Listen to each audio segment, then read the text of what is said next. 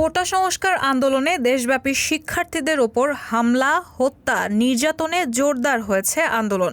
ফলে বর্ধিত ১৫৮ সদস্য বিশিষ্ট নতুন সমন্বয়ক টিম ঘোষণা করেছে বৈষম্য বিরোধী ছাত্র আন্দোলন। শনিবার সকালে সংগঠন কর্তৃক পরিচালিত বৈষম্য বিরোধী ছাত্র আন্দোলন নামে অফিসিয়াল টেলিগ্রাম গ্রুপে নতুন সমন্বয়ক রিফাত রশিদ এক বিজ্ঞপ্তিতে এই ঘোষণা দেন। আন্দোলনের অন্যতম সমন্বয়ক রিফাত রশিদ এক বিবৃতিতে বলেন, বৈষম্য বিরোধী ছাত্র আন্দোলনে নির্মমভাবে চালানো গণহত্যার বিচার, দায়ীদের পদত্যাগ এবং গ্রেফতারকৃতদের মুক্তির দাবিতে সারা দেশে আন্দোলনরত শিক্ষার্থীদের প্রতিনিধিদের নিয়ে ১৫৮ সদস্য বিশিষ্ট এই সমন্বয়ক টিম গঠন করা হয়েছে।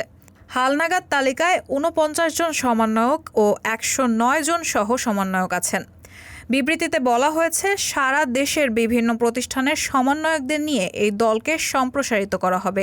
আজ শনিবার সারা দেশে বিক্ষোভ মিছিল ও আগামীকাল রোববার থেকে সর্বাত্মক অসহযোগের আন্দোলন ডাক দিয়েছে বৈষম্য বিরোধী ছাত্র আন্দোলন।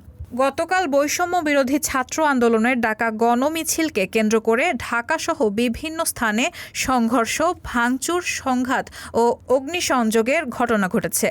এর মধ্যে হবিগঞ্জে সংঘর্ষে একজন যুবক এবং খুলনায় একজন পুলিশ সদস্য নিহত হয়েছেন। রায়হানা মুন, সবার কথা।